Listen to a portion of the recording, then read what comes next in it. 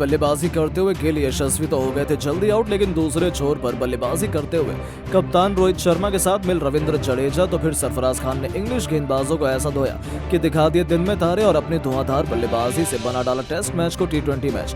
रोहित जडेजा ने ऐतिहासिक शतक जड़ते हुए समझाया अंग्रेजों को बेसबॉल का असली मतलब, जिसे देखकर इंग्लैंड का पूरा खेमा भी हो गया हैरान। जी हां दोस्तों, आपको बता दें कि वीडियो में दिखाए जा रहे इन तीनों की धाकड़ बल्लेबाजी से लेकर आज के भारत इंग्लैंड तीसरे टेस्ट मुकाबले के पहले दिन की पूरी हाईलाइट तो अंत तक इस वीडियो को जरूर देखिएगा। लेकिन उससे पहले आपको क्या लगता है, रविंद्र जडेजा और रोहित में कौन है बेहतरीन बल्लेबाज? अपनी राय नीचे कमेंट बॉक्स में जरूर दें। दोस्तों, 1-1 से बराबरी पर खड़ी 5 टेस्ट मैचों की रोमांचक टेस्ट सीरीज के तीसरे टेस्ट का जबरदस्त घमासान शुरू हो चुका है। राजकोट के सौराष्ट्र क्रिकेट एसोसिएशन स्टेडियम में टॉस के बॉस बने एक बार फिर भारतीय कप्तान रोहित शर्मा बने और उन्होंने बिना एक भी पल गवाए पहले बल्लेबाजी करने का फैसला किया। इसके साथ सरफराज खान को डेब्यू कैप सौंपी गई और उन्हें टीम इंडिया के लिए सफेद जर्सी में जलवा दिखाने का मौका मिला। एक बार फिर टीम इंडिया को धाकड़ शुरुआत दिलाने के इरादे से कप्तान रोहित के साथ पिछले मैच के दोहरे शतक वीर यशस्वी जायसवाल की जोड़ी उतर चुकी थी। इस बार ये दोनों अपनी टीम को जबरदस्त शुरुआत दिलाना चाहते थे। हालांकि अब तक तो इनकी ओपनिंग जोड़ी सीरीज में पूरी तरह से फ्लॉप साबित हुई थी और इस बार भी कुछ ऐसा ही हुआ। चौथे ओवर की 5वीं गेंद पर मार्क वुड जायसवाल को अपने जाल में फंसा लिया। गेंद यशस्वी के बल्ले का बाहरी किनारा ले गई, जिसे स्लिप में खड़े जो रूट ने बड़ी लाजवाब तरीके से लपक कर टीम इंडिया को पहला और 440 वोट का झटका दिया, जहां यशस्वी जायसवाल 2 चौकों की बदौलत केवल 10 रन बनाकर चलते बने और एक बार फिर इन दोनों की ओपनिंग जोड़ी फ्लॉप साबित हुई। उनके आउट होने के बाद अब मैदान में गदर मचाने पिछले मैच के शतक वीर शुभमन गिल उतर चुके थे। उनसे और रोहित शर्मा से उनके फैंस को बहुत उम्मीद थी, लेकिन दोस्तों जश्न का ये माहौल महज कुछ ही गेंद बाद मातम में बदल गया, जब पारी के 6वें ओवर में मार्क वुड ने शुभमन गिल को भी अपने जाल में फंसाकर भारतीय टीम की कमर तोड़कर रख दी। गिल को तो खाता भी खोलने का मौका नहीं मिला, जहां 9 गेंद में वो 0 रनों का योगदान देकर पवेलियन लौट गए और महज 24 रनों के स्कोर पर ही टीम इंडिया ने अपने 2 सबसे टैलेंटेड बल्लेबाजों को खो दिया था। अब नंबर 4 के पायदान पर बल्लेबाजी करने रजत पाटीदार कदम रख चुके थे। टीम इंडिया मुश्किल में फंसी हुई थी। 8 ओवर में टीम इंडिया 32 रन बना चुकी थी। एक बड़ी पार्टनरशिप हमें चाहिए थी, लेकिन तभी नवा ओवर लेकर आए टॉम हार्टले ने 5वीं गेंद पर पाटीदार को अपने जाल में फंसा लिया। वो एक बेहद ही खराब शॉट खेल गए और फील्डर ने उनका आसान सा कैच लपककर टीम इंडिया की हालत बिगाड़ दी थी।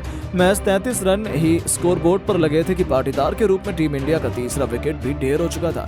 केवल वो 5 रन बना पाए। टीम इंडिया मुश्किल में थी। ऐसे में अब कप्तान रोहित का साथ निभाने के लिए मैदान में उनके सबसे भरोसेमंद साथी रविंद्र जडेजा कदम रख चुके थे। इंग्लिश टीम भारतीय टीम पर पूरी तरीके से हावी नजर आ रही थी। अब टीम इंडिया के मुकाबले में वापसी करवाने की आखिरी उम्मीद ये दोनों ही शेष थे। पहले 10 ओवर तो इंग्लिश टीम ने पूरी तरीके से टीम इंडिया पर शिकंजा कसा हुआ था। भारतीय टीम पहले 10 ओवर में केवल 34 रन बना पाई, जहां हमने 3 बल्लेबाजों को गंवाया था। यहाँ से रोहित और जडेजा ने फूंक फूंक कर कदम रखना शुरू किया। बेहद संभल कर दोनों बल्लेबाजी कर रहे थे। उन्हें पता भी था सारी जिम्मेदारी उनके कंधों पर आन पड़ी है, लेकिन कप्तान रोहित दबाव में आते कहाँ हैं। वो तो दूसरी टीमों को खौफ में लाना जानते हैं। 13वां ओवर लेकर आए टॉम हार्टले के खिलाफ लगातार 2 गेंद पर रोहित ने मैदान के 2 कोनों पर 2 जबरदस्त चौके लगाए और अपनी टीम की वापसी का शंखनाद किया। 14वें ओवर में टीम इंडिया ने 50 रनों का आंकड़ा पार किया। दोस्तों, इन दोनों ने देखते ही देखते अपनी धाकड़ बल्लेबाजी से मैच का पूरा रुख पलट कर रख दिया।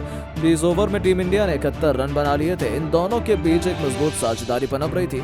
तभी जो रूट की गेंद पर बेहतरीन चौका लगाकर रोहित 49 के स्कोर पर पहुंच गए और अगले ही ओवर में उन्होंने हार्टले के खिलाफ 2 रन लेकर 71 गेंद पर अपना बेहतरीन अर्धशतक ठोक दिया।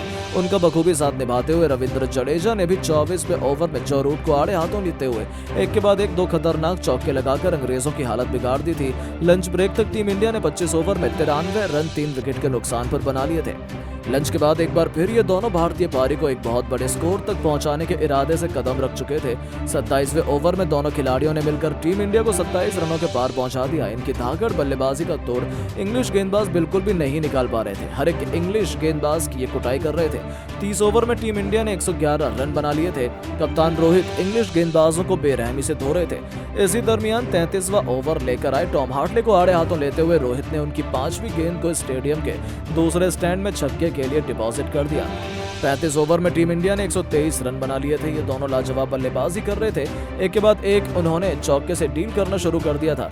इसी बीच रविंद्र जडेजा ने वुड की गेंद पर सिंगल लेकर 96 गेंद पर अपना अर्धशतक पूरा किया और 44 ओवर में टीम इंडिया ने 150 रन बना लिए।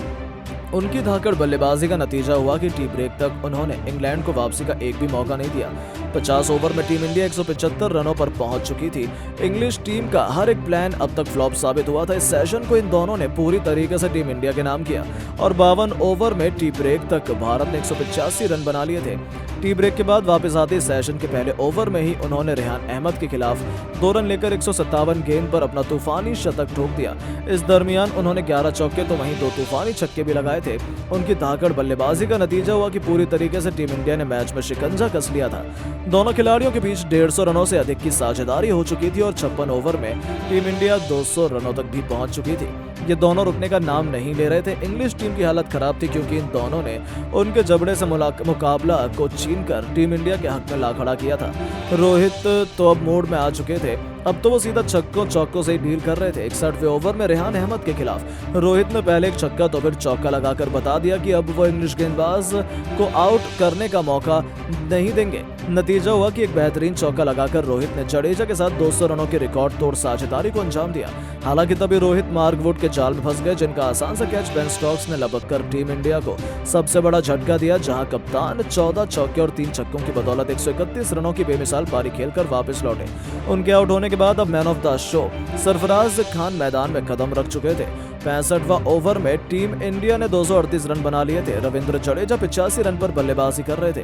उनके बाद भी उनकी शानदार बल्लेबाजी जारी रही। दूसरी तरफ सरफराज खान ने तो अपने डेब्यू मैच में आते आते तहलका मचा दिया। उन्होंने टेस्ट क्रिकेट को T20 नहीं बल्कि T10 बनाते हुए एक के बाद एक चौके छक्कों की झड़ी लगा दी थी। तो वहीं तूफानी छक्के के साथ अपना अर्धशतक केवल 48 गेंद में पूरा कर उन्होंने डेब्यू मैच में पूरी महफिल अपने नाम कर ली थी। हालांकि 9 चौके और एक छक्के की बदौलत 62 रन बनाकर वो रन आउट हो गए और उनके रूप में टीम इंडिया को 5वां झटका लगा। लेकिन उनके विकेट के बाद अगली ही गेंद पर रविंद्र जडेजा ने अपना तूफानी शतक पूरा कर उस नुकसान की भरपाई की और फिर कुलदीप यादव के साथ बल्लेबाजी करते हुए उन्होंने पहले दिन की समाप्ति तक इंग्लैंड को कोई और सफलता नहीं हासिल होने दी।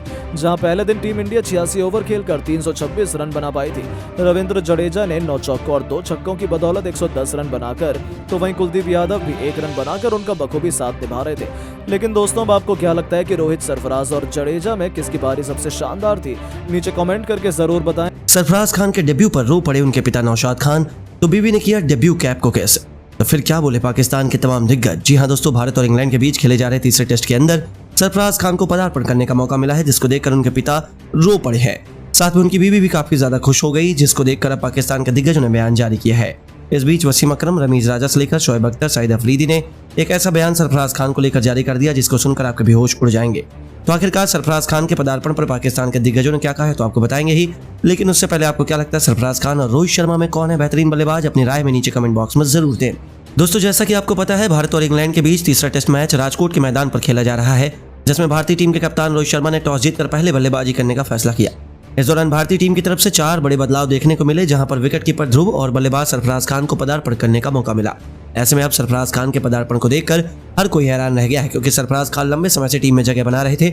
इस दौरान उनका कैप अनिल कुंबले के द्वारा दी गई, जिसके बाद उनके पिता रो पड़े और उनकी बीवी ने पदार्पण कैप को किस किया, जिसको देखकर पाकिस्तान के दिग्गजों ने बयान जारी किया है, जिसमें वसीम अकरम ने बयान देते हुए कहा कि सरफराज खान का पदार्पण होता देख मैं काफी ज्यादा खुश हूं, क्योंकि भारतीय क्रिकेट ने काफी लंबे समय तक सरफराज खान को नजरअंदाज किया, लेकिन आखिरकार उनका पता चल गया और यह खिलाड़ी किस प्रकार से भारत के लिए महत्वपूर्ण भूमिका निभा सकता है। इसके अलावा उन्होंने आगे बयान देते हुए कहा है कि भारतीय टीम की तरफ से सरफराज खान के खेलने पर उनका परिवार भावुक हो गया। सिर्फ उनके परिवार ही नहीं, हम भी काफी ज्यादा इमोशनल हो गए हैं, क्योंकि हम चाहते थे कि ऐसा खिलाड़ी जिसने घरेलू क्रिकेट में तमाम रिकॉर्ड तोड़े हैं उसकी टीम के अंदर मौका मिलना चाहिए, जो आज भारतीय क्रिकेट ने करके दिखा दिया है और एक होनहार खिलाड़ी को मौका दिया है। वहीं रमीज राजा ने बयान देते हुए कहा कि सरफराज खान ने इस मैच के अंदर अपना पदार्पण किया है, जिसको देखकर मैं काफी ज्यादा खुश हूं, क्योंकि मैं दिल से चाहता था कि यह बड़ा खिलाड़ी भारतीय क्रिकेट के लिए जल्द से जल्द खेलता हुआ दिखाई दे, क्योंकि इस खिलाड़ी के पास में वो काबिलियत मौजूद है जो भारतीय टीम की सभी जरूरतों को पूरा कर सकता है। इसके अलावा उन्होंने आगे बयान देते हुए कहा कि उनके पदार्पण करने पर उनके पिता काफी ज्यादा भावुक हो गए और रो पड़े, लेकिन जिस प्रकार से उनके पिता रो पड़े वह दर्शाता है कि इस खिलाड़ी ने कितना ज्यादा संघर्ष किया और इस मैच के अंदर उनका संघर्ष पूरा हो चुका है, जिसके चलते उनका भारतीय टीम के अंदर खेलने का मौका भी आज मिल गया है। वहीं शोएब अख्तर ने बयान देते हुए कहा कि सरफराज खान को डेब्यू करने का मौका मिला है, जिसको देखकर मैं काफी ज्यादा खुश हूं, क्योंकि मैं चाहता था कि घरेलू क्रिकेट का किंग भारतीय क्रिकेट में खेलता हुआ दिखाई दे। हालांकि इस खिलाड़ी को पहले ही टीम के अंदर शामिल करना चाहिए था, लेकिन कहते हैं कि सब्र का फल मीठा होता है और इस वजह से सरफराज खान बेसब्री से इंतजार कर रहे थे और टीम के अंदर अब शामिल हुए हैं, जिसको देखकर मैं काफी ज्यादा इमोशनल हो चुका हूं। इसके अलावा उन्होंने आगे बयान देते हुए कहा कि सरफराज खान के पदार्पण करने पर उनके पिता रो पड़े हैं, जो दर्शाता है कि इस खिलाड़ी ने कितना ज्यादा संघर्ष क्रिकेट में किया है अपनी जगह पाने के लिए। साथ में उनकी बीवी ने भी इमोशनल मैसेज दिया है। वहीं शाहिद अफरीदी ने बयान देते हुए कहा कि सरफराज खान का पदार्पण करना भारतीय क्रिकेट के लिए काफी सौभाग्य की बात है, क्योंकि भारतीय क्रिकेट में ऐसे कम खिलाड़ी मौजूद हैं जो अपने प्रदर्शन के दम पर मैच को आसानी से पलट सकते हैं, और उन्हीं खिलाड़ियों में से एक तो सरफराज खान है। सरफराज खान ने अपने प्रदर्शन के जरिए सभी को प्रभावित किया है और इस कारण से उनको टीम में मौका मिला है।